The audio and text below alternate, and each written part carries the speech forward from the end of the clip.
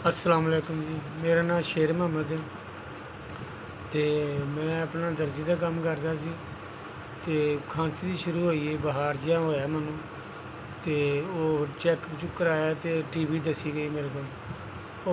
हस्पताल दवाइयां दित्तियां थोड़ी जियां ते उस बाद प्राइवेट दवाइयां ले छड्डियां, लिया जाओ मेरे को नहीं ली जांदियां, बड़ियां महंगियां ने बहुत। मैं जी किराए के मकान ते रहना, 4 मेरियां बच्चियां ते हालात नहीं चलते पे, परेशान हाँ, दवाई नहीं ली जाती, काम तो मैं जा नहीं सकता, अंगस मेरे काम नहीं करते है तो बहुत परेशान, दवाई तो मैं बैठा वहाँ।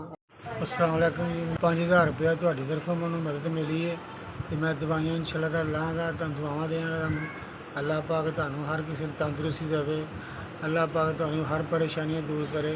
मैं अपनी हुण कारोबारी चला सकना वा। 4 दिन मेरे पैसे 5000 मिले तुहाडी तरफों तो मैं 4 दिन दवाइयां लवांगा, तुहानूं दुआवां ही देआंगा।